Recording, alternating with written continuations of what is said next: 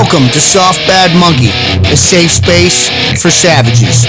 This podcast is comedy. We don't discriminate. We don't care about your race, religion, sexual orientation, or gender identity. We make fun of everyone equally. We are veterans, offensive by nature, so if there's kids in the car, turn us off. Seriously, I'll wait. We've evolved. It's still JD and Unkle Steev, but now we have Pauly. As for Jay, he's fluffing on man porn. We talk like we're in the team room, platoon space, or whatever you call it. We're meat eaters and knuckle draggers, so put on your fucking helmet because we're coming in hot. Welcome to Soft Bad Monkey with your host, Pauly Rivera, Jason Delgado, and special in-studio guests, Sergeant First Class, correct? Correct. Sergeant First Class. You all grown. Matt Melendez. Can I call you Matt or Matthew? You like which one you like? The women call you Matthew, right? Don't say him. My wife calls me Matt. Yeah, damn. We just started. You're already getting me in trouble. And Sergeant Andres Diaz, right? Yeah. Colombian, right? Of course. You're a bad motherfucker. What are you, Melendez? Puerto Rican, man. Right? Both parents Puerto related, Rican. Though. Probably. Related. More than likely, yeah. Yeah, I think we are. He's, he likes long range shooting. He's got good Hispanic bronze looks. You know what I'm saying? He was gonna say hair, and then he fucking switched it back up. You're always wearing a hat. What's up, guys? How you doing? So, just first off to start, you guys, to introduce you guys to the folks. You guys are Army National Guard snipers, and you're also NYPD officers. Correct. Right? Yep. You guys are busy, man. You guys are busy. We like to be, man. First, thank you for having us. We're snipers, like you said, in Army National Guard. NYPD police officers, proud brothers in blue. That's what we do, man. We try to stay busy, try to do our thing, So every time I see you guys, you're always together. Yeah. It seems like you guys' career paths are intertwined as well. How the hell that happened? How did this relationship come about? Afghanistan. Yeah. Afghanistan. We met Afghanistan. right before Afghanistan, actually, when we were training in Mississippi. And I remember seeing these guys, because I was a machine gunner, he was a sniper at the time. I wasn't a sniper yet. And they get up on the line, we're doing a live fire exercise, and they'd be like, it takes me one round to shoot this target. And I'm like, I got a 100-round belt. I'm hitting the target. You have this little competition. And then we came home from Afghanistan, unemployed and just got money in the bank, go out drinking all the time. And then one day we were like, yo, let's go take the police exam. Got drunk that night. Next morning, went to take the police exam, and then got in the academy together, and his career just kept staying together the whole time. So I remember that range. He wasn't hitting shit. Yeah. He wasn't hitting shit. I waited for him to finish his bow, and then I put the target down after. But yeah, we met in Afghanistan in 2012. We got back.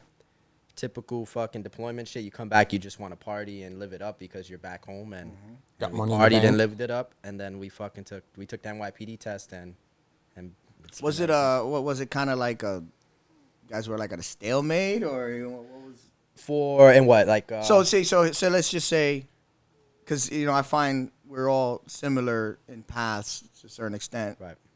Seems like you guys really didn't have a plan for the rest of the future. Like, you guys sound like you guys accomplished what you wanted early in life.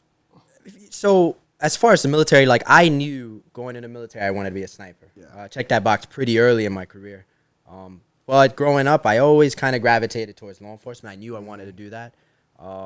So this was already in the back of your head, like, Kind of. So I'm just putting it off by waiting any longer. Honestly, for me, it wasn't a reality. I think he kind of pushed me a little more towards it, because he was more like, oh, I'm doing this. I think he had family on the job, so he's like, this is what I'm going to do. And then me just being with him, he's like, yo, let's go take the test. I'm like, all right, man, let's do this. So I think it was like we complemented each other. He had the thing that I wanted to do. I wanted to become a sniper, and he already had it. And I didn't really know if I wanted to become a sniper so much, but seeing him and him doing all the cool guy shit, the Gucci shit. Yeah, exactly. So I'm like, damn, I want to do that. No gay guard. Yeah, no gay guard, exactly. And again, my brother's a cop, so like I knew I wanted to be in the law enforcement field. So like I had that, and he had what I wanted. So we intertwined and helped each other out, like figure out. That's pretty cool, man. Yeah. And then just recently, you guys placed pretty high. I would say fourth in the National Guard sniper competition, right? Yeah. How many teams were there? So there was overall 35 teams, 2 different brackets. So AFSAM, which I believe, don't quote me to this, stands for Armed Forces Skill at Arms Meeting. So that's kind of like the active duty teams, and then teams that have either won the competition or placed, I don't know, top 2 or something like that. So pretty high performing teams that kind of fall in that bracket. And then Winston P. Wilson, which are all your traditional National Guard teams. They both shoot the same course of fire. It's just like bracketed a little different. It's almost like 2 separate competitions. Kind of, because we get we placed 4th in the Winston P. Wilson bracket and then 8th place overall, like with everybody. Oh, so then they do a total accumulation at the end anyway, because you never know, you might get someone from the Wilson P. outshining. Which happened, yes. That happened plenty of times. I think overall, Iowa. There was a Winston P team that placed overall pretty high. Nice. Compare, or the other team, Colorado won. Colorado, second overall, I think, or something like that. I'm not sure. Yeah. Nice. So this was not your first competition together, or was it your first competition together? It was our first official. Yeah, official. We've shot within the state against the brigade, other sniper sections, but. A little bit more evolutions. Yeah. I think what that happened was like 2 or 3 days, but it was maybe only 1 or 2 shooting events per day. It wasn't. I want to say it was not organized, but it was a lot smaller. Yeah, they didn't run your dicks in the dirt. No, exactly. This one was, well organized. I think there's like 20 something events. Talk to us about this one. I want to kind of transition into this because I'm very intrigued into where basically this industry is going. It's going more into a recreational. Field. Recreational, now you got PRC, you got a bunch of other things like the Real World Sniper. Yeah, the Real World Sniper Challenge. There's the NRL. There's the PRS. So there's a lot of. That one they're talking about, the Assassin's Way or something like that. That's a whole nother competition. That's what I'm saying. That's like a whole other thing. Yeah. So let's start off with where was it held at? Yeah. So it was held at Fort Chaffee, Arkansas. Down there, everything was down there at Fort Chaffee, Arkansas. I think that's like Fort Smith, Arkansas, that area. Right, and that's the schoolhouse, right, for the National Guard? Correct me. So the Camp Robinson, Arkansas as well, they do 3 weeks there, and then that's phase 1, and then phase 2 is at Chaffee now. So they do 3 weeks at, was it Little Rock? It's like right outside of Little Rock, Arkansas. Okay. Camp Robinson, and then once you pass phase 1, then you get to move out to phase 2, which is at Fort Chaffee. They do it that way because Little Rock over at Camp Robinson, range restrictions, right? They got a lot of KD ranges, really good ranges. The second you go to Chaffee, you have like these huge unknown distance ranges where A-10s are like coming in and swooping. So you do all your longer unknown distance shoots there. You do your stalks at Chaffee because they have like huge stalk lanes, right? So that's kind of why they transition over there. It's not like a Fort Benning, one-stop shop for them. They gotta make it work. Right, so you're at Winston P. Tell us about that. What units competed there against you guys? So there was 35 teams. I want to say there was 8. I always fuck this up. AFSAM. There was probably 8 AFSAM teams. Yeah. A couple off the top of my head. There's probably 2 teams from the 82nd. I know there was a MARSOC, I think MASC. I'm not sure what they stand. Marine Advanced Snipers course. Yep, 2 MARSOC guys. SIFSIC, which is the SF Sniper course. They had 2 guys up there.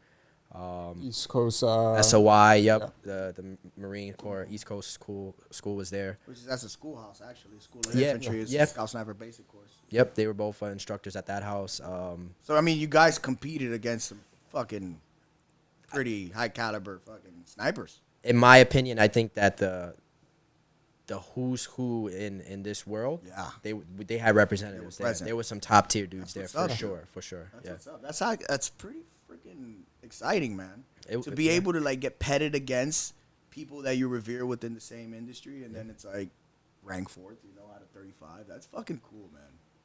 It was it's a humbling experience because I call it day 0, right? Day 0, you're there, zeroing, and you're looking left and right. And to our right, we had these Gucci MARSOC guys with all their crazy gear, right? And me and Dre are looking at each other, we're like, damn, man, you see this dog set up right here, you know?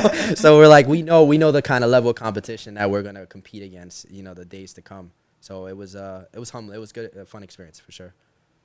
Nice. What are you guys looking forward to these competitions in the future, right? You guys going to bang out a little bit more? Your command wanted you, personal request, right? 1,000%. Yeah. Yeah, so let's start off with like training up to it. When did you guys know that you guys were going to be able to go compete in this? So we were supposed to, kind of a year ago, right, Dre? Yeah. Like last year's competition is what we wanted to be at.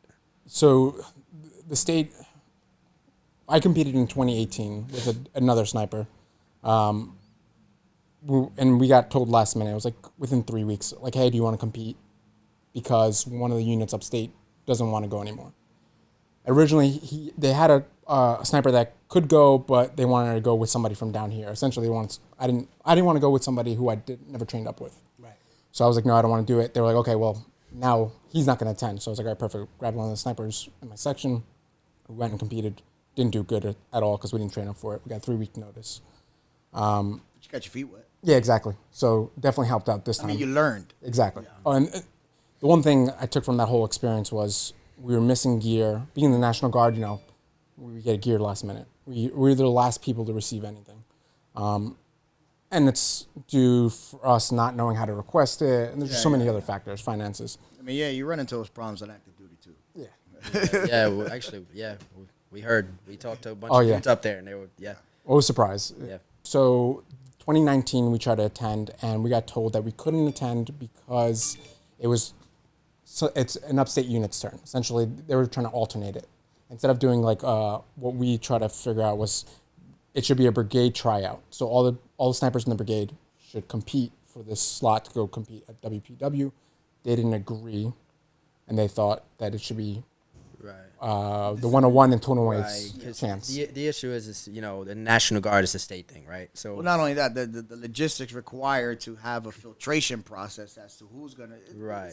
No one's gonna take that on. No, and then so the state is small, right? And we know that every sniper section within a light infantry battalion has 10 snipers on paper, right? And not all of them are qualified. So me and Diaz probably know most of the Bravo 4 qualified guys within the state because it's a small community. And we know they want to shoot the competition like we do, right? So it's a little bit of a back and forth of who's going to get the slot. The problem is within the state, there's one brigade, there's 3 units within the brigade that have snipers, right? So it's a who's who of who's going to get the slot, you know? So we didn't get it last year, so, you know, this year we pretty much made our case, like, hey, we got passed up on, we really want to go this year, and we were on it pretty early as far as requesting to go. And you got some rank behind you, too. A little bit of rank behind me now, so that helps a little bit, you know, so. That helps a lot. All right, so you push it up, and you guys are, you know, gearing up, ready to go. Tell us how that went. So, honestly, we were like, all right, super motivated to shoot this thing. We're like, all right, let's do this, right? And then we got the slot, and we're like, oh, shit, we got to train, right? And COVID happened, so it's like, the Army, or at least the National Guard, right, took a pause for a second because of the pandemic within the state. So how are we going to get ammo? How are we going to get range time for us, you know? And that's when we crossed paths, you and I, as far as the NYPD long range team and facilitating that, making that happen for us. Right. And that's a funny story because it's like essentially we met because of one of the cases I had to deal with that had to do with the Fighting 69th. And then, you know, I tell your XO? XO. Like, hey, I'm starting off the team. You know, tell your snipers who are cops, you know, join my team. And I don't know what he did with my number or whatever. That doesn't happen. And then we hit each other off on Instagram, right? Because I'm running the NYPD team. I go down and meet you guys, and you guys are, like, super excited. But even then, it was maybe October, right? So you only really had September, actually, October and November, 3 practices with the NYPD long range team where we were able to shoot and actually get you guys behind. It's a hell of a end of a year wrap up right there. It was good. So we didn't get an opportunity to train with the Army for this competition just because of the timing of COVID, of the training year. Like the Army, October is the beginning and the end of the fiscal year for us. And then the short timeline where we had to request ranges and ammo, so that didn't work out.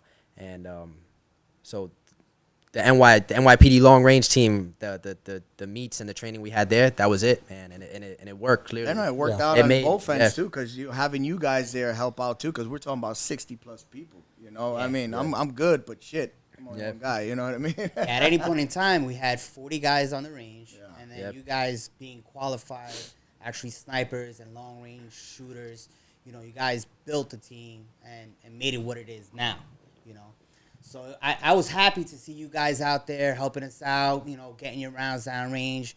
And now you're at the championship. Right? I had no idea you guys had a little training kind of damper there, you know. And I didn't know you guys were prepping for, come on now, you're prepping for a competition and there's no foreseeable training in the future. Next you know, hey, we starting this team, we got some, and the last 3 months, 3 different, like we shot a lot, dude. We shot a lot. You got to give credit to what credit's due, though. Sheepdog Warrior Range. You guys slayed the boat, didn't you?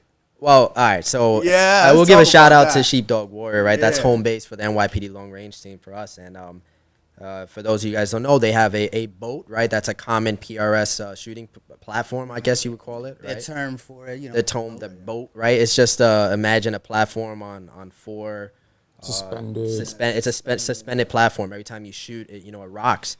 And so we have that at our training site with Sheepdog.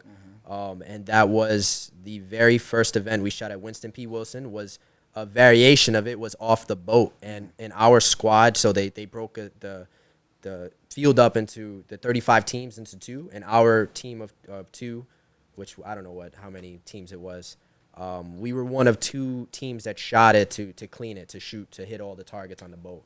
So we crushed that stage. And part of it is because we've just shot the boat, you know. You're comfortable with it already. Yeah. You already knew your timing. Yeah. You already had it. Yeah.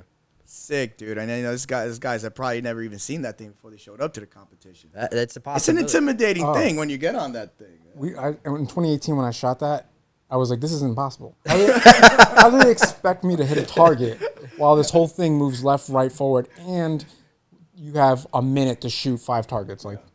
They did something different, though. They put, like, a big rock or rocks, I didn't really get to look, right in the middle of the boat. So it doesn't just rock back and forth. The second you lay down, depending on the weight, I'm a little bigger than Dre is. So, like, it went bam. And I was on the left side. So now I'm, like, slanted left, and it's rocking back and forth, swaying. Jesus. And I remember yelling at Dre at one point because we're shooting simultaneously, right? There was no spotter shoot. It was shooter. And he's working his boat, right? And he's making that shit move, and I'm like, Dre's not moving. I'm yelling him mid-shot so he can stop. We're on the same platform. Yeah. Both, we're tiny. Holy shit. So you know how big that platform is, right? So we have to get our rucks, all our equipment, everything has to be on there. So that's crazy. Both of you guys, and you're both rocking on the platform. We're both shooting at the same exact time. Yeah. Like I think it was after he yelled at me about shooting. I was like, all right, so now we got to alternate shooting so we can time That's it perfectly. cool that you guys just picked that up. We try to time it. I heard his shot go, and then like talking guns almost. I started talking to guns. So. Nice. Yeah. Nice, dude. And you guys came in first in that evolution. I think we might have been. Yeah, we were tied for that first. Yeah. I saw the roster. The first name was you guys. So you know, Team New York representing out there. What was day one there like? What do they have? 2 unknown distance ruck marches, which were, you had 60 minutes to essentially get from point A to point B. You had an unknown distance, but out of whatever time you got to the finish line was subtracted by 60 was how many points you got. So the first one, we didn't do so hot. We were just... Let me take credit for that. That was all me, man. The first one, I held this man back, right? And what it was like he said, they drop you off in the middle of the road. And they're like, hey, walk that way. You've got 60 minutes to get to your next match or whatever. We get there. We fucking came dead last, right? Dead last in the ruck. We had a team that we were kind of like fighting back and forth with. And then we got there and we smoked the match, right? So then they put us on a truck and then we truck out to another random portion of the road. And they're like, you've got 60 minutes to get to the next match. And it was a smoker. We did a lot better on that one because I was like, let me quit being a little bitch and fucking run now, right? And move. And we did better there. But I forget what shoot followed that. It sound like you sandbagged a little the first one, but you were fresh enough to clean the course. So Was there a difference that now that you hauled ass on the second evolution? Did you notice a physiological difference? I don't think so. You know, one of the things is it's been a while since I've done something like that, right? You know, I got there. Honestly, they didn't tell us we were rucking the day before. You know, they just said, "Hey, get on the trucks, we're going," and then bam, and then they're like, "All right, guys, we're rucking," right? So sound like sniper school, right? So it sounds like I went to sniper school in 2011, right? I'm not. So it's just you're there, right? So part of it was like me just maybe I don't know how far I'm going. Let me reserve a little bit in the tank. I know that we were exceeding the standard, but we were just like the slower of the group of guys exceeding the standard. Yeah. So I was like, all right, let me hold a little in the tank to make sure I make this shit, right? You're slamming your way through. Oh man! But after that second rook, I was like, they can't do this stuff for the rest of the day. It can't be just after. Yeah, that fucking hour run after hour run after hour. That second rook was those hills were nasty. Oh my god, dude! The next one was whack-a-mole. That was the machine gun transition course. Okay, yeah. They had she was getting another shooter, but you were on a machine gun transition course. Targets were from 100 meters to 1,500 meters, and they would just pop up randomly. So whack-a-mole, like the old school game. Like the old green echo ones that pop up. Yeah, and you had the whack. Yeah. So they had that one. I hate those because you don't know if they hit them or not. Yeah. And then you hit them, they'll stay up, and then they'll go down like randomly. What the fuck? We actually did good on that course too. We did. That was a fast one. So off the bat, we realized the first two matches that we shot, we didn't even touch the spotting scope. It was packed in my bag. It was shooter. We're shooting at the same exact time. Well, you also were you even spotting for each other though? No. You just didn't have time to. You had to spot your own stuff. We were spotting our own impacts and our own misses. Yeah. You had limited time. These courses were. I think the longest course was a 4-minute course. And go ahead. I'm sorry. That was the fight up, fight down, and now you also had a 100-meter run in between that. So like. That was 4 minutes. I still want to say the average time was probably 90 seconds for each event. So just out of curiosity, did you have to change your typical shooting posture to be able to mitigate for the follow-on or to at least catch your round to adjust off of it? So I think Diaz and I do enough shooting that we have pretty solid fundamentals, and a lot of seeing your own trace or seeing your own impact is how you build your position, right? So if you have a pretty solid shooting position, then you could manage the recoil, right? And you get back on target pretty fast. Point of aim. Exactly. Your natural point of aim is on. You know, side alignment is good. You manage that recoil, and you're back on target before the round hits, right? So we do a pretty good job of managing that on our own, so that helped. There were times where you're shooting like weird positions where it was tough. You know, it was hard, and we kind of had to. I think we even spotted each other at times through our rifles sometimes, right? Yeah. Sometimes you would get done quicker than I would. Right. I was running a gas gun, so there were some shoots where I shot all my rounds off before him. So I would just transition to his targets with my glass just to spot for him. Or if there was like alternate, like you had to shoot in order sometimes from closest to furthest. So like we just alternate between spotting each other, but on rifles. Just, you know, to me, it's beautiful. Same, you know what I mean? Yeah. Looking at the same reticle pattern. Exactly. Yep. That's perfect. Yeah, so what were you guys running? You were running the... I was just running the M110 SAS. I had the, you know, I had, we were smart enough. I shot one of yours guys on the range. That thing was nice. Yeah, that was probably, that was the one I was shooting. I had it out there. One of the AAR comments that he had, remember he said he went to the competition, I think 2 years prior, right? That 2010 has a better optic on it. It has the Horus reticle, I believe the H58 that's on it now. And then the 110s have a Mark IV TMR. So it's a second focal plane optic that's a little backdated now. It's not as good as having a Horus grid style reticle. So they went and they competed like that. Horus TMR, and then they realized that it was like a disadvantage. So one of the AR comments like, make sure if we send a team back there, they're both running the same optic, same reticle and everything. You know, you got one on the first focal, one on the second focal, and it just the language is different. Right. Right, and then you were running the M2010. M2010. Yeah. And that's that 300 Win Mag. Yeah. Laser. So this competition was how long? How many days was it? 7? It was 5 days of shooting. we got there Thursday. Friday was check-in. Friday was 0-2, or was it Saturday? I think it was 6 days of shooting. It was like 6 days of shooting. Yeah. So total 5 or 6. Total week. A week. Yeah, it was a week-long competition. Yeah. And every day was the same thing. You got up And you got out there? They told you got to the vault. They told you what you needed, what weapons to bring, and that's it. They didn't tell you what other equipment you needed to bring. Yeah, just like sniper school. We always packed the heavy. whole time. That's it. Yeah, that's a psychological mind fuck right there. That's the best. So day one, right? They kicked us in the balls a little bit with those rucks, right? We were hurting, you know, and But not only doing it once, doing it again. yeah, right? Like, oh no. So think about that psychological, right? Yeah, you so went like the rest and of the you day is gonna rucked, be right? like this. Yeah. And we shot it, and we were like, all right, that ruck's over, right? Let's get the rest of the day. And then they stop us in the middle of the road, and they're like, all right, go walk again. So you're like, fuck, right? So we finished that, and then I don't know about Dre, but I was sore as shit, right? I'm not as young as I used to be, right? But I was sore as shit the next day. I'm like, man, if they make it again, I'm gonna cry. I'm lying, but one of the good things they did was they didn't tell you what event you were gonna shoot. All they told you what weapon systems you need to bring out, and and they had this cool thing where every morning they placed whatever teams were in top 10, but randomly. It wasn't in an order. It's just the top 10 teams on the door of the vault. So, you know, in the morning, guys are coming up to the vault trying to see if their names are up there and stuff. You know, it was cool. It was a mindfuck for sure. Yeah. For us, it was a little bit of mindfuck for us, for sure. I would say it sounds like it's the even playing field, except for the guys that probably went through it a few times already. You know what I mean? But for people that just showed up, the way they organized it, kept you in the dark, you know, it's really just show up and perform. Yeah, 1,000%. Yep. But back to that list, man. Talk about fucking mind fuck. Day one or day two, when the list is actually up there, we're on the list and we're like, fuck. We're either number 10 or number 1. I mean, but you don't know because it's random. Right. Day 3, not on the list. We obviously weren't number 1. Oh, so that sucks because, all right, we made the list. Yeah. We're at least within the top 10. And then the next day, your name's not there. So it's like, what did I do? Where did I fuck up? How much harder do I have to get even back on that list? No, and then realistically speaking, with that many teams, that's gonna happen. Yeah.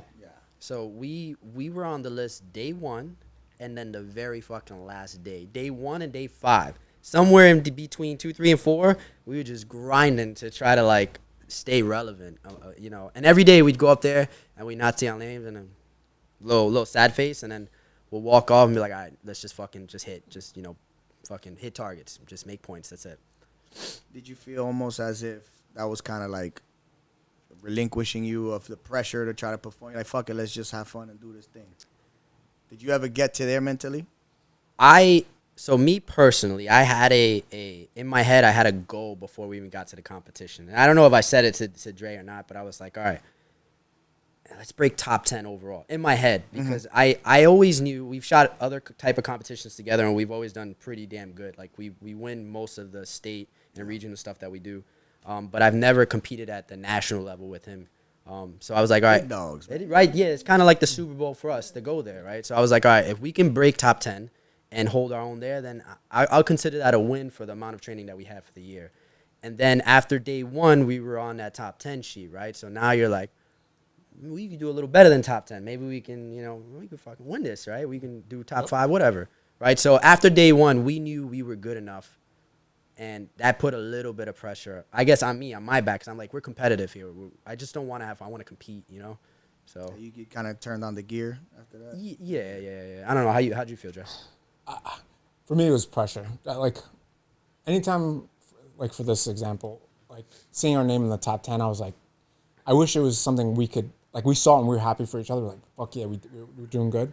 But then once the unit started to find out, and then now the battalion commanders, command sergeant major, everybody's hitting us up. Well, like, it's new and exciting, especially for the command. We're talking about shit in a year where everything's dead. The unit's gaining accolades. That's pimp, dude. Yeah, but then for me, it was just all that pressure now. So I was like, oh, man, now we have to perform. You're the golden boy. Now we have to keep performing. Yeah. But I think the one thing that we actually did really good was, even if we did good or bad, once that match was over, that's it. We talked about whatever we could have improved, but we didn't complain and sit there. Dwell on it. Yeah. There was other teams that were just like, Well, but you guys work together already, and you guys listen. You guys vibe out. You guys vibe out very well, and that's the key to any partnership. It's more of a just swallowing that pride and just listening first before reacting, and you'll see.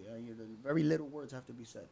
We agreed on prior to the competition was, hey, we got to be very quarterback about this. You throw an interception, we sit on the bench for, I don't know, a couple plays, figure out what we did wrong, and then forget about it and play the rest of the game.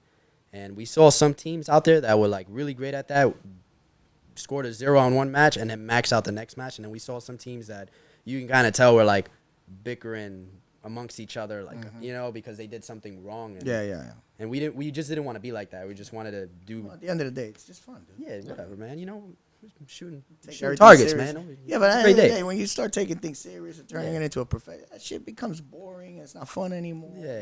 You kill your passions easy like that. You know? Absolutely. So, go ahead, Paul. Well, I know for a fact that it's a little bit harder for you because you're no longer in the sniper section, right? Correct. You're correct. So you actually passed the torch on. Oh, you get promoted. Fucking boot. The dreaded promotion. Yes, yeah. So More motherfuckers to be in charge of now. yeah. Ugh, it's gross. And I know it was funny because I got to meet your first sergeant, and his first sergeant was just like, well, what are you going for? Why are you going? And the first thing you tell him is just like, listen, my MOS says Bravo 4. I am a Bravo 4 for life. He is a sniper for the rest of his life. So it was cool to actually be able to go with the new section leader who you kind of pass the torch over to and kind of like show, hey, listen, this is what we do, and this is why we do what we do. Yeah. So like Paul's saying, Man, right? y'all stay connected. Believe me. Let me tell you, we had guys that leaves. There's this, platoon sergeants. And motherfuckers will go to other units as first sergeants and shit like that. They'll still come by and hang out in the fucking team house and shit like that. I'm never gonna leave. Hell yeah. I'm never gonna leave that locker room. I'm always gonna be jumping. The in. funniest shit is said there. I think I still have a locker in there. Maybe. Probably doesn't. If I don't, I'm a. No, he doesn't. because no one would dare clean it out. Yeah. God knows what's in that motherfucker. Yeah. So, all right. So aside from the shooting, here we are. I want to kind of get into your military. I want to get into where you guys grew up and how'd you get into the military. Why'd you choose the National Guard? Yep. So talk to me about growing up and where. I grew up in New York City my whole time. I lived in the Bronx. Grew up in the Bronx over at River Park Towers. I don't know if you know that. Yeah, Yeah, of River Park course. Towers. I was there till about 7 years old, and then we moved to Manhattan, to East Harlem. So I grew up pretty much East Harlem my whole life. Been a city guy. Yeah, I haven't moved out since, really. And then, so you're saying high school, then college, and then military, or So high school for military? me, it was high school. Yeah. It was dabble my feet in college because that's what that's what You're I was supposed to do yeah, because yeah. I was the first guy in my family to do it. And Then you're not even going to your classes, you're just going to the gym. I was reading books in class like Triggerman and shit. I was reading sniper books in school and failing all my classes. You didn't even know it. You just you wanted to be a sniper Yeah, it was so like- bad you were subconsciously just gaffing everything off. I So one day you realize, I'm gonna go do some shit. yeah, right. And then I made the decision. At the time, for me, it was like, all right, being the first person in my family to be in college, it was really important for me to finish it or stay in it, right? For my mom and all that. So I was like, all right, how can I do both? How can I do military, school, right? And the National Guard was it. I like a lot other places I looked at the Marine Reserve. I looked at all these other places. I knew I wanted to be a sniper, and I did my research, and I knew that at a minimum National Guard, I can pick infantry. I know I'm going to be a rifleman. And then from there, it's up to me to make it happen. Yeah. I mean, I don't know what the variables look like for you guys over at the National Guard, but good call, because Marine Reserve, it's fucking good luck. Yeah. Because as is, active duty units have a hard time getting quotas for sniper school. Right. And then that shit is a fight in and of itself. Then you're talking about National Guard units to where you're just neglected. You're not even on the tips of no one's tongues. And you'll go 2-3 years without being able to send someone to sniper school. Yeah, so it sounds like you guys had a little bit more of a path. We've experienced a little bit of that. I enlisted in 2008, and that was in a lot of ways the surge of a lot of stuff, a lot of things going on in the world in the GWAT. So I came into the Guard at a time where money and schools were plentiful. You want to go to this school, you want to go to that school, no problem. We were sending guys to sniper school, all the time. And we didn't have a problem getting it, So it was a good time to come in, yeah. Right time, right place. Right. Yeah. What about you, brother? I grew up upstate, like 2 hours north of here. Tried to join when I was 17 years old in the National Guard. My mom said I ain't signing no papers. You hated your town. Yeah. Like, I want this motherfucker. Small school. My buddy actually, he got his parents to sign. I was like, oh, I'm gonna join the military too. Brought the paperwork to my mom. My mom was like, nah, that's not happening. It's like, all right, let me go to community college. Graduated community college. I was 18 when I graduated. I was like, all right, let me join the military now because I was old enough. Or 19, sorry. Then I joined the Guard in 2009. Went back to school. Went to John Jay. Graduated my bachelor's in 2011 because we deployed. I graduated with my bachelor's in December 2011 and then deployed January 2012. Yeah, and that's when I officially met this dude. Congratulations. You don't need your diploma here. Useless. But yeah, now I grew up, been in the city since 2010, essentially. Nice. What do you dig the city? You dig the hustle and bustle? Yeah, I mean, compared to upstate, that A was lot of people like it because when you come from like a small little isolated community, you feel like you stand out. Everyone knows you. Everyone's in the business. But over here, you could just hide.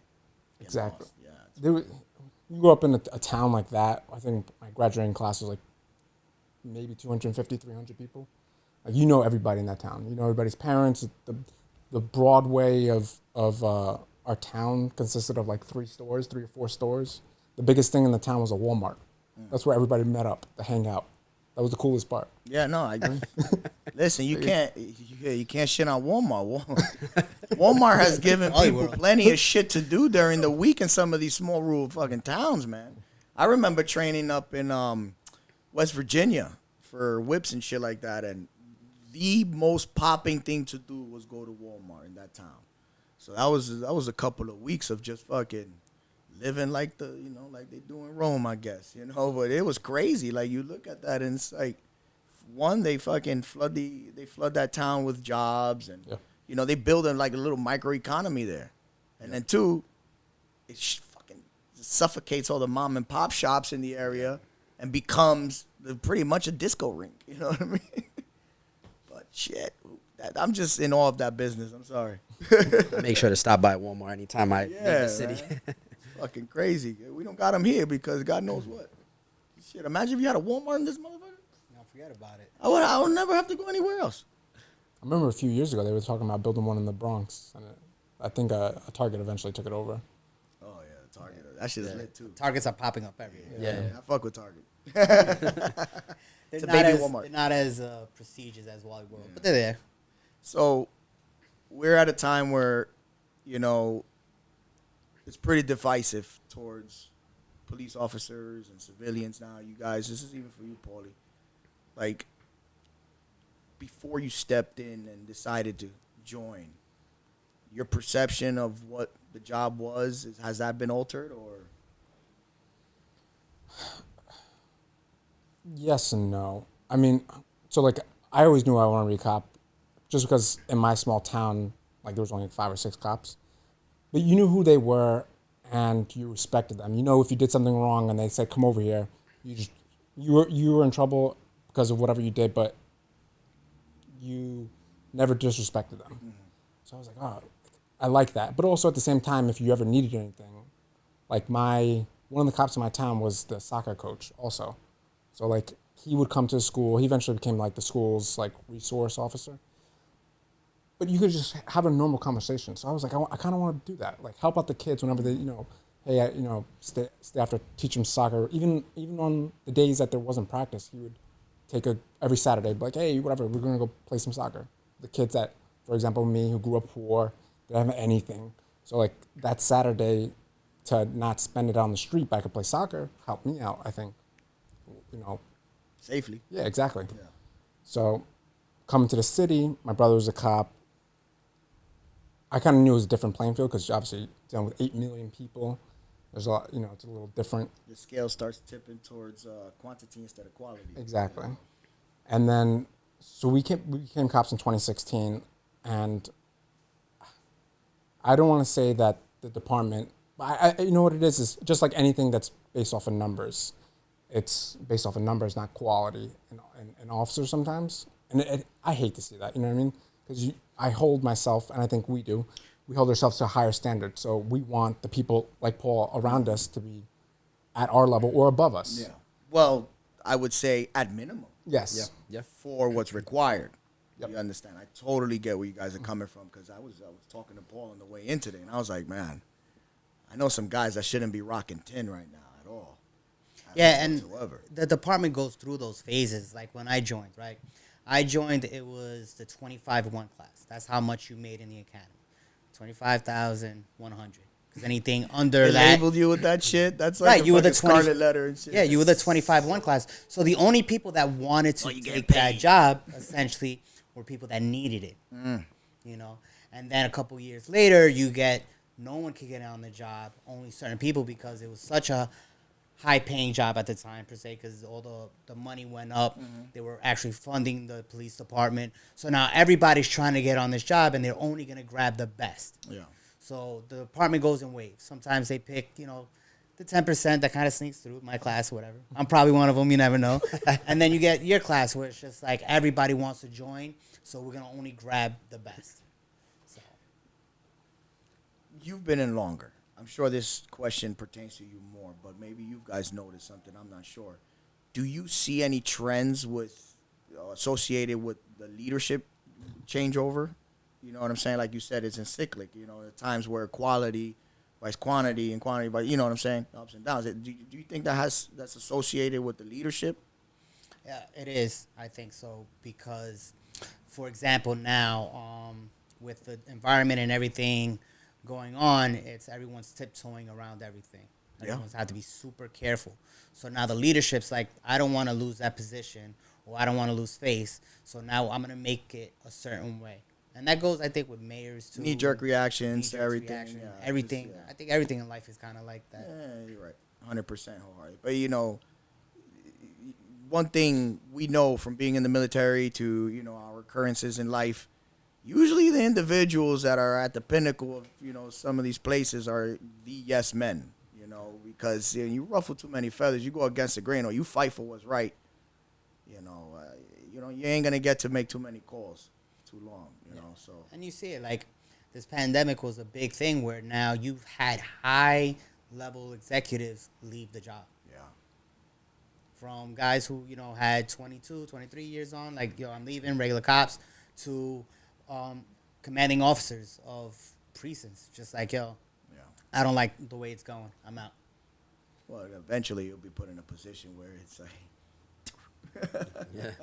that's like in contracting, when you became a project manager, shit, 3 months, somebody else gonna be a project manager. Unless you do what you got to do.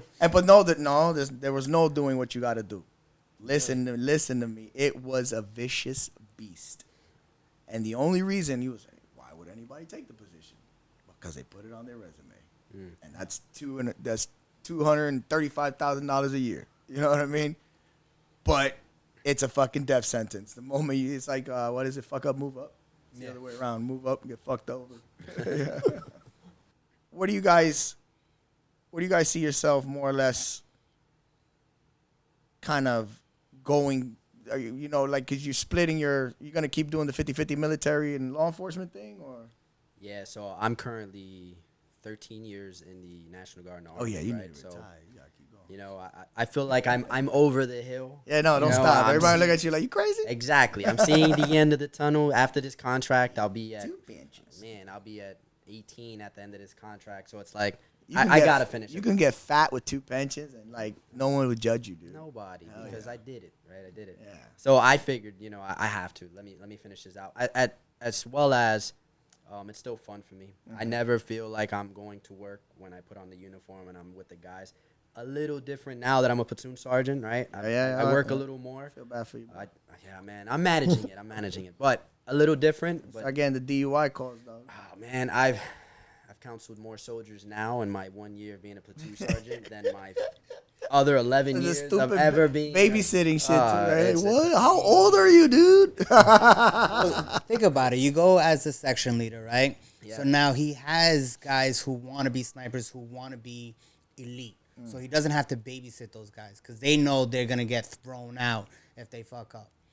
But now you have a platoon worth of guys who are brand new, who maybe been there forever. Mad young though too. Mad young, mad guys, old. yeah. Like it's a mixture of everything. Motherfuckers doing TikTok videos in the fucking locker room TikTok and shit. groups, man. I know. So you guys probably experienced the same shit in the Marine Corps, right? So any place where you can hold a selection and you can choose who you want to be on your team is going to be a better team overall, right? Of course. So that's just the way it works. So Well, because every day you're on the chopping block. It's a Exactly, performance-based exactly. team, you know. right. So when we were in section, the standards were 270 PT score. You know, like you don't have a 270 PT score, and that's the minimum. Yeah, you're a turd. You know, you're gonna get counseled and you're gonna get kicked out, right? So, so I know, like at a minimum, when I was section sergeant, I always scored over 270. But I was one of the bigger guys in the squad. I'm not a huge dude, right? But the majority of guys are like Diaz. Damn, that's fucked up. Fucking gazelles, right? 5'8", These dudes will run- 160. this Oh, guy- you look like, but he got that South American blood in him. That's soccer, Andy running right? through the Andes Mountains and shit. Exactly. The messengers. What's that movie? When the right? I see All I you think running. about whenever I'm running, I'm like, immigration's behind me. Yo, that's it, man. I gotta get this letter to the next town over. This motherfucker's fast, man. So like me, right? I'm the boss. I'm putting down this 270. I think it's a standard. Puerto Rican thing. I sucked at running too, bro. Listen, man. I had to work. Yeah, to be same here, though. above that average. I can't be firing dudes if I'm not fucking meeting the standard. But you got that caliber of soldier that wants to be there, that puts in the work to be there, that wants to go to school, and then you go to the line, and it's probably the same shit in the Marine Corps, like the sniper platoons versus your regular grunts.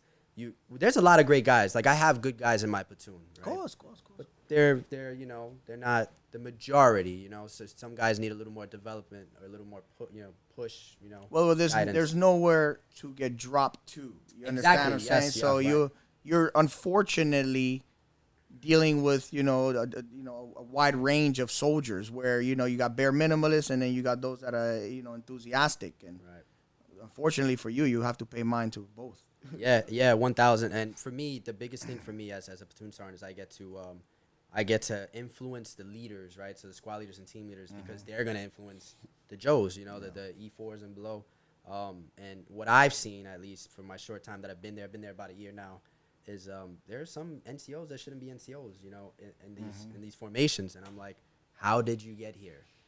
And it's because guys before me allowed that to happen. So I take like a little bit of what I've done with the section or at the section where that standard, right, counts to these dudes, let them know what the standard is, and then the second they fall off, drop the hammer on them, because that's just business. It's not it's not personal. Yeah. It's harder though being National Guard too, because you don't have that consistency with them. It is hard, right? And then for me, again, when I was the section leader with the snipers, right, I know that, hey, I tell my guys, 1 week in a month is not enough time for you to be good at being a sniper or to master that craft. I knew that the dudes were like YouTube and stuff, reading stuff, looking for outside, training. That's all theoretical. Right. But and the snipers, they do that. That's what they're passionate about. You don't get that for the most part. You don't see a lot of it on the line. The guys will show up. Most of the guys will show up there one weekend and do what they do. And then And then the sniper section, you get the guys complaining because the ranges fell through or something. Yeah, right. They're hungry to train. What the fuck? Come here and all we do is dental. Sharp. Yeah. It's the worst. Yeah. Recreational shooting. What are you guys looking to do in regards to that? So now, obviously, with the NYPD long range team, we're going to start competing. Hopefully, some PRS matches, like the Guardian. Guardian matches. Guardian got matches. Some other matches coming up. Yeah. What platforms are you guys running? You guys thinking about getting? So we just got some MPA rifles. We'll be picking up tomorrow afternoon, actually. Yeah. So we're running an MPA in 6.5. Yep. Again, I've never shot anything outside of civilian world competition or out of the military world. I've never shot a competition in.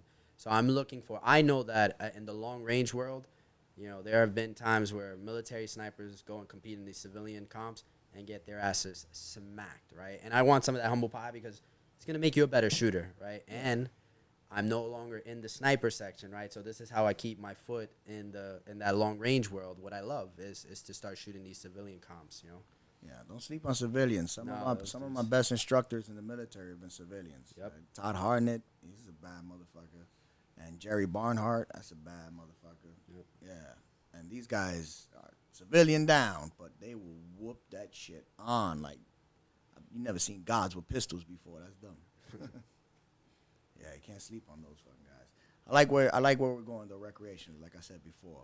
You know, it's what we say, it's like golf, but for badasses. Yeah. I can't say men no more because I have ladies got on the chicks team. on the team now. We got chicks on the team, which are pretty badass. You know, women are always good shooters and stuff like that. They listen, they learn. Guys are just fucking, the ego gets in their way, so they don't want to learn. They don't want to take Those are the advice. guys when you be like, yo, take the scope cap off your. No, I just like. What scope cap? I leave it there because I shut up. Man.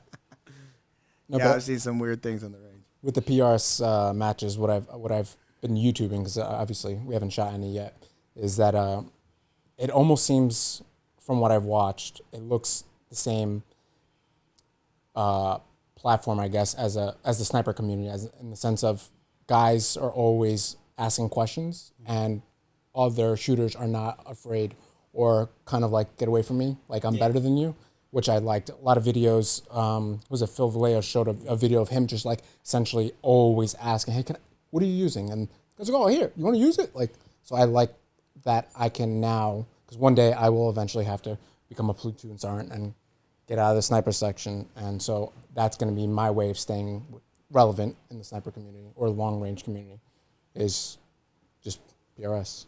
Yeah, because we felt it too, because we went up to Sheethaw the first time, and, you know, it was the first time ever going to a precision match for me and for Jay. And the minute we got there, the owner's like, yeah, talk to the guys. And the guys just saw us, and we didn't have no guns. We weren't competing.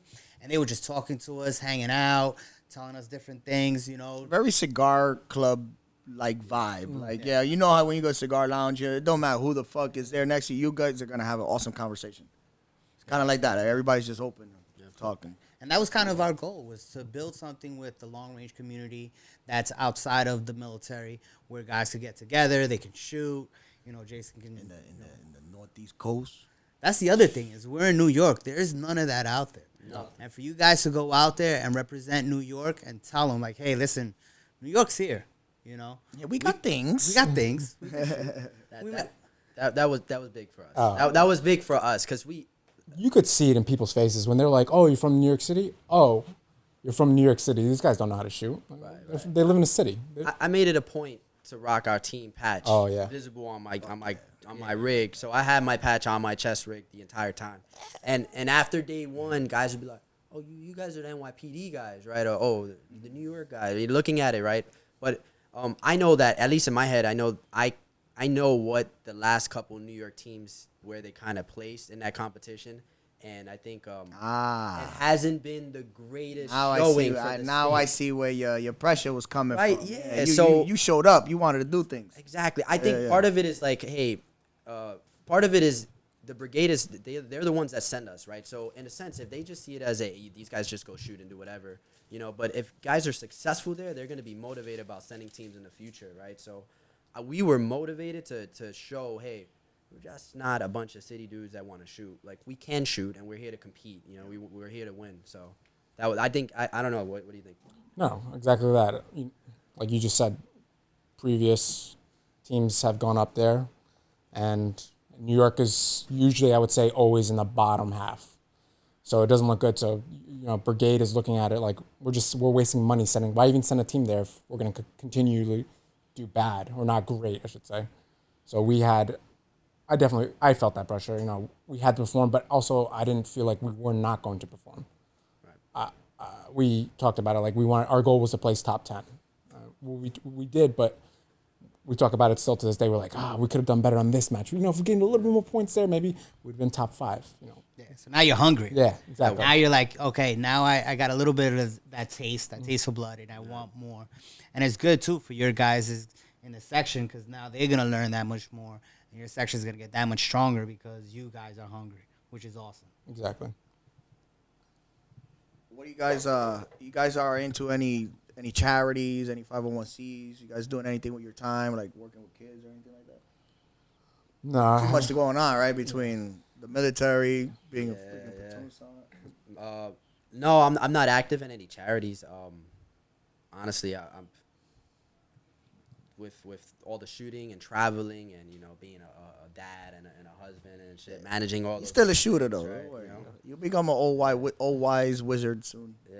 That's when you start giving away your money. It's actually I just Right now you need it for bullets. Yeah, for real, right? I just brought this conversation up with my wife. I think it was yesterday. I was like, I've always wanted to, what was it, the Boys and Girls Club? I was like, I would like to mentor somebody one day. Not mentor, just helping Sounds them like out. that's what your passion. That's what your motivation was for becoming an officer in the first place. Yeah. From what you explained. I mean, yeah. Exactly. So I was like, she was like, well, why don't you do it now? I'm like, I know. You always make excuses for yourself. I'm like, I'm in the military. I got to do this. She was like, all right, so but you're watching TV right now, so what, you could have been doing something. Your for wife the last, sounds hard, Yeah. dude. I go to anything we do together. She's always like, she'll text me. I'm like, hey, like we'll shoot whatever rifle matches. I'm like, we didn't do that good. In my head, I'm always saying I'm doing worse. And she's like, shut up. Like, shut up. Don't come home unless you got a trophy. I'm like, damn. Yo.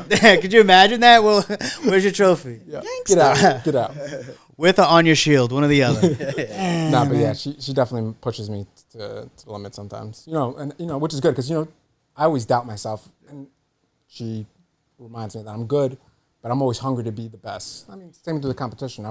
We placed 4th in WPW, but I'm like, well, we could have been first. No. You see it now. Yeah, exactly. Yeah, now it's you not want that far. It opened up my eyes. So like he said, and I think that's natural for everybody a little bit, right?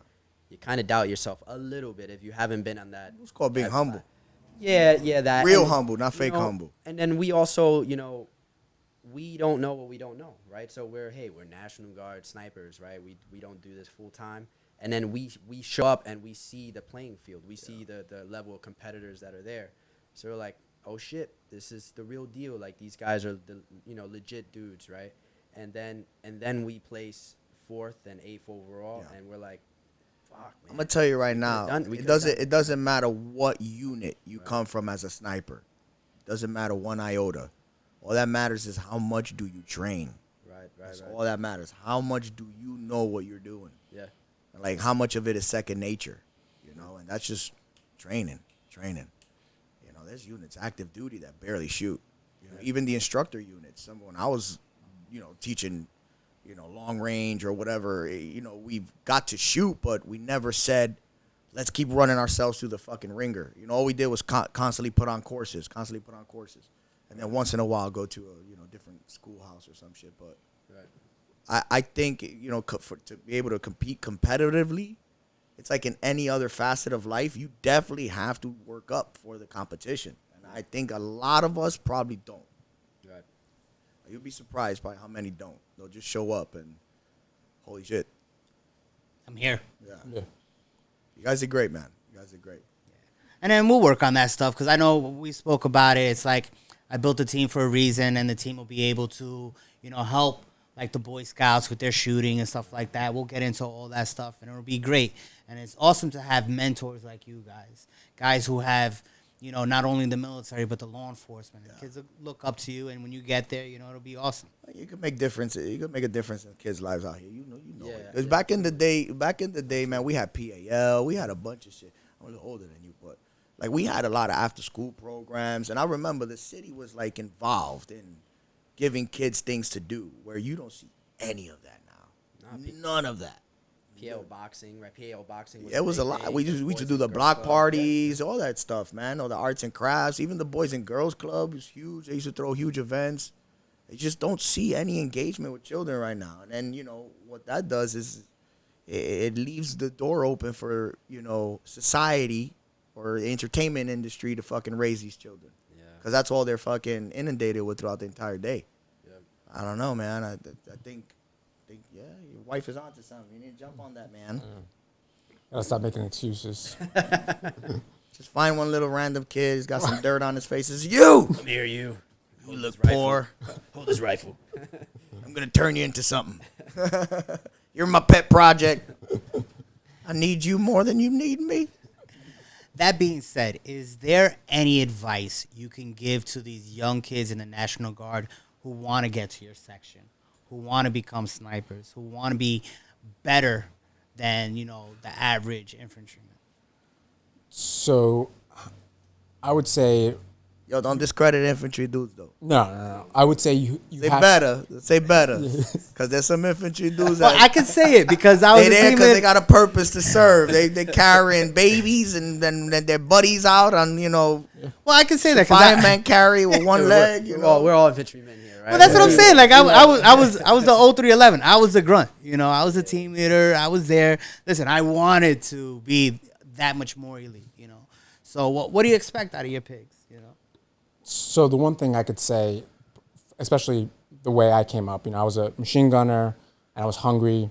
PT is probably the biggest thing. Yeah. Because being in the Guard, It's the only thing, really. yeah, you see your team leaders one week in a month, and then that might be only 1 or 2 days. And on the long days, it's Friday to Sunday.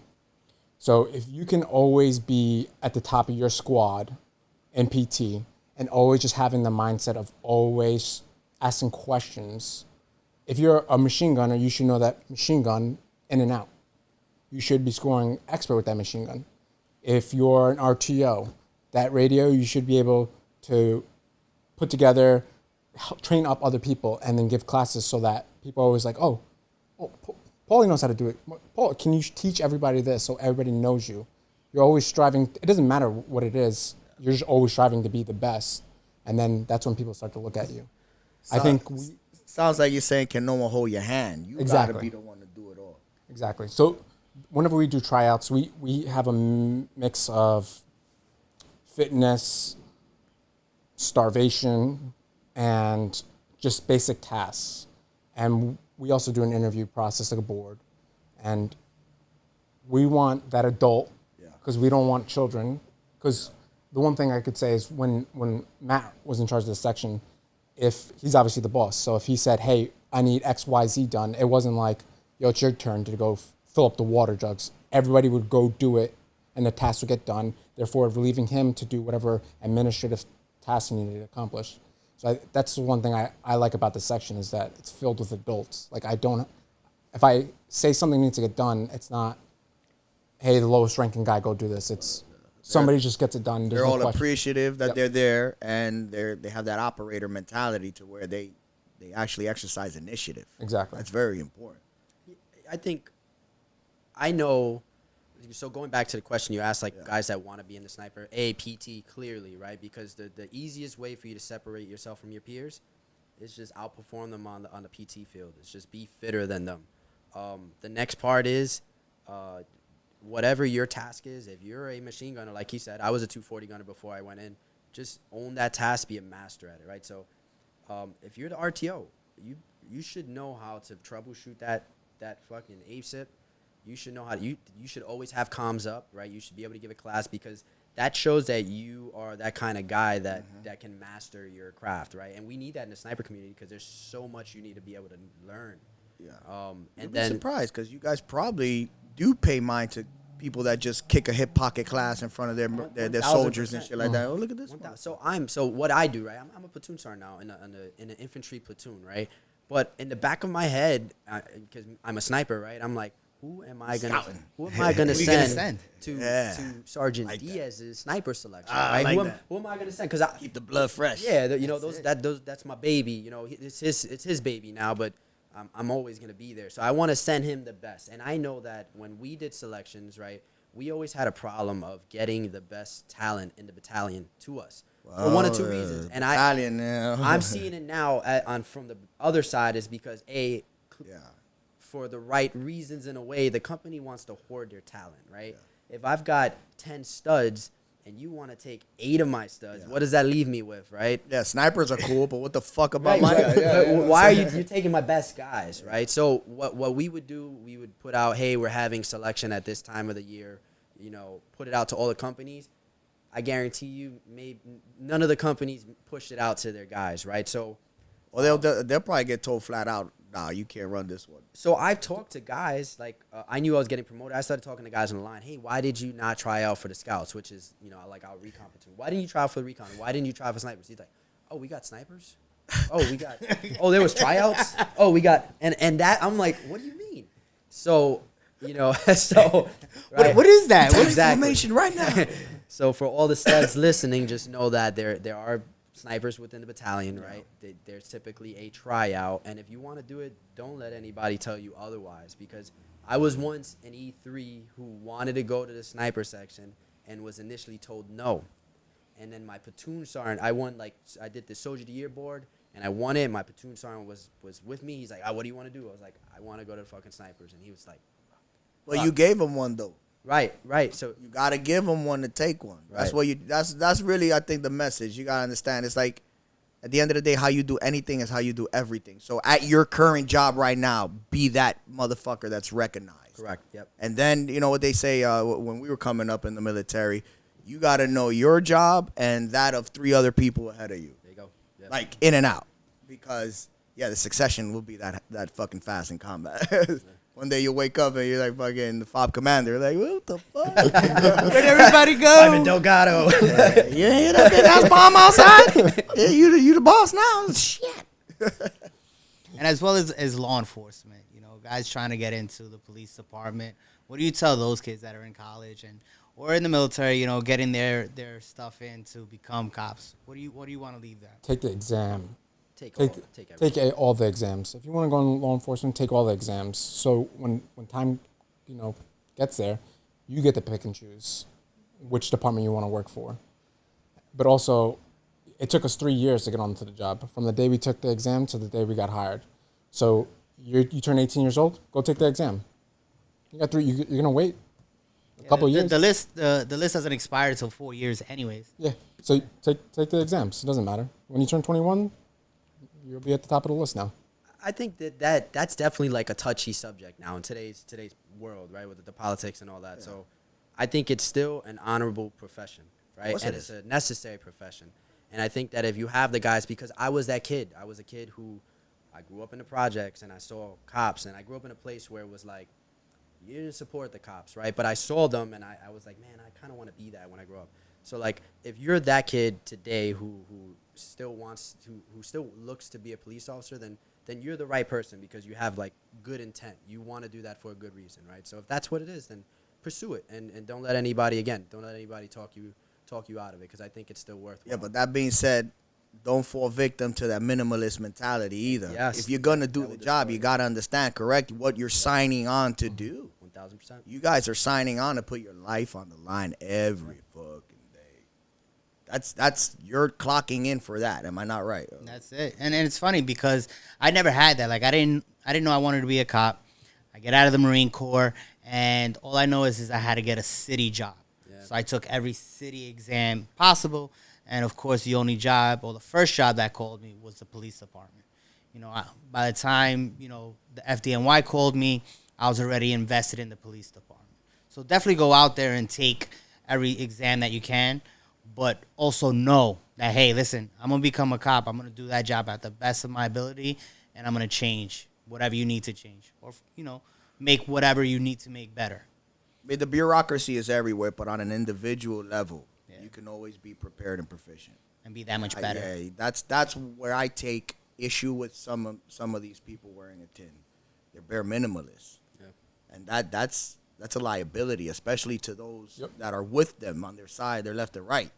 I just see that and I get like so fucking pissed. Like, holy shit, like there is no consideration here. I think we all have a similar background, and cop. I've stood in roll calls where I look left and right, and the Army NCO in me wants to start yelling at people, right? Yeah.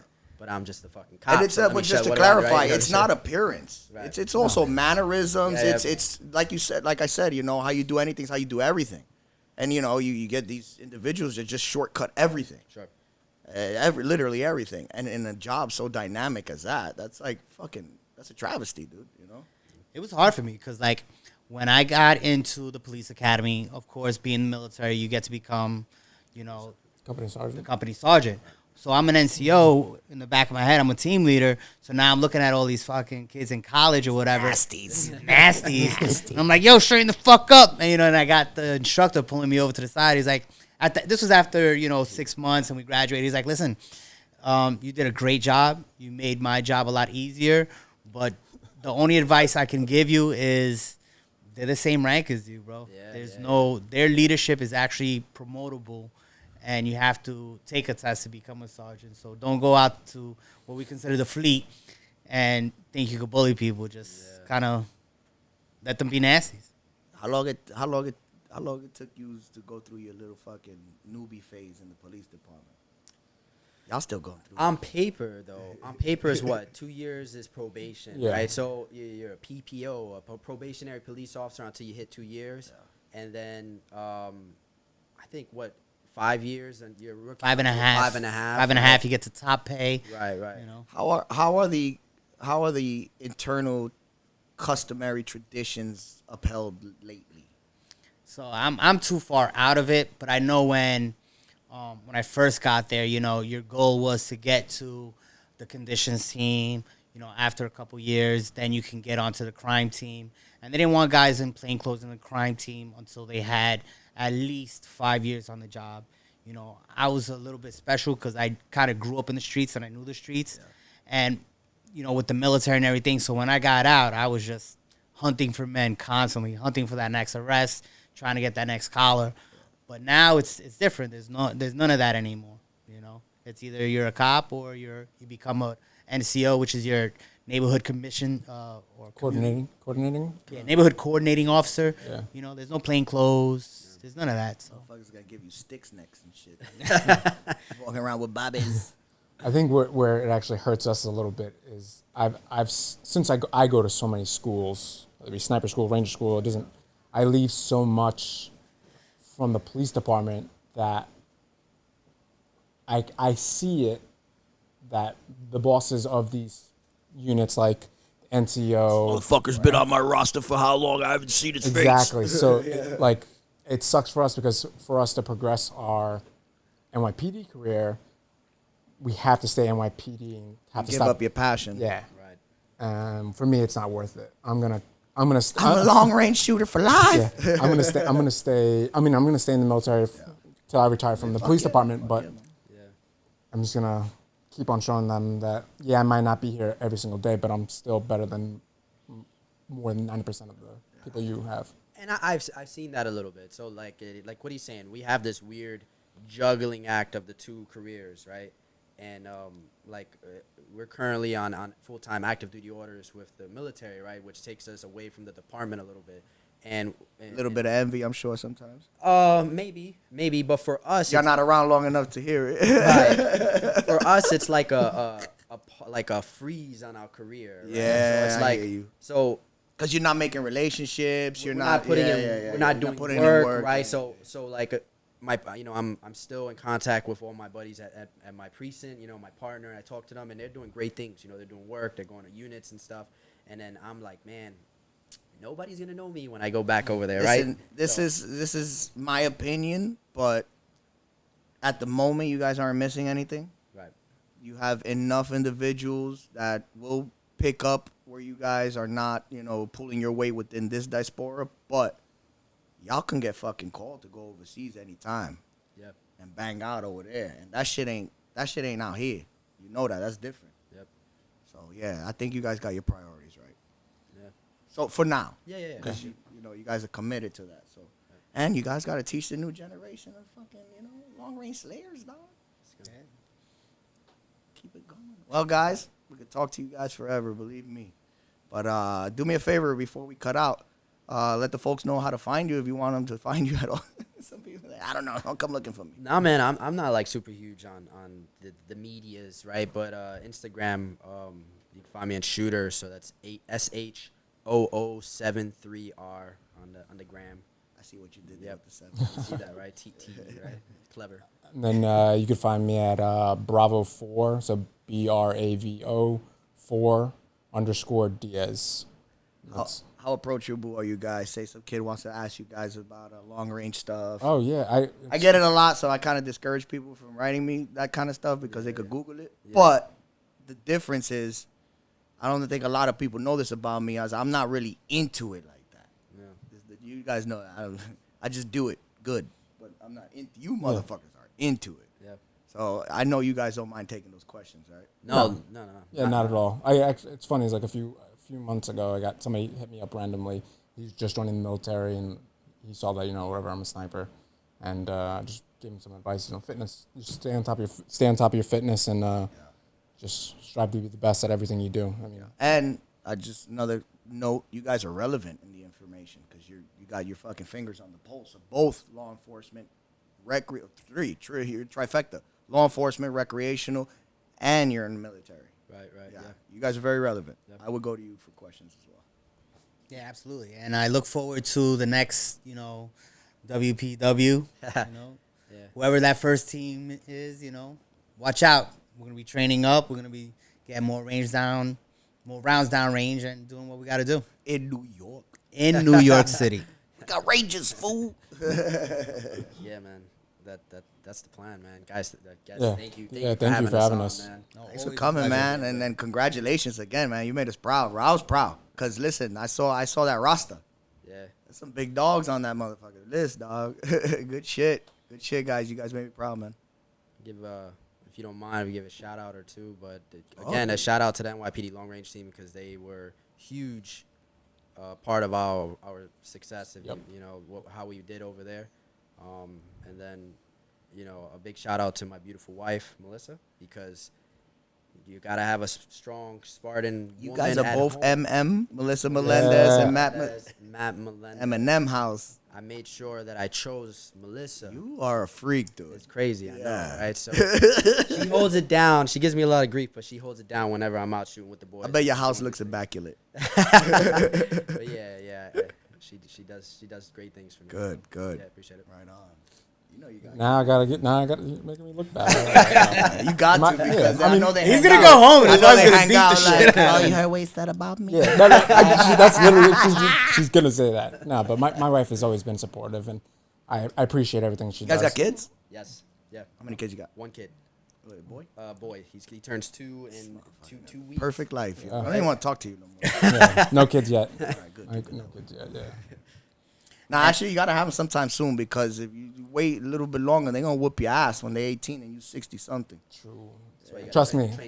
And look at y'all genetics. He going to fuck y'all up. See, look. I hope my wife is going to listen to this. You hear this? No, Listen. your wife sound like she whoop ass. Nah, she do. She run the house. All right, gents, man. Thank you. And fuck. Guess we're signing out. I never signed out without Steve before. Oh, we miss Unkle Steev. I don't even want to say you filthy fucking meat sacks. Doesn't sound the same. It's all right, guys. Unkle Steev has some things to do today. Anyway, thanks for tuning in. Peace.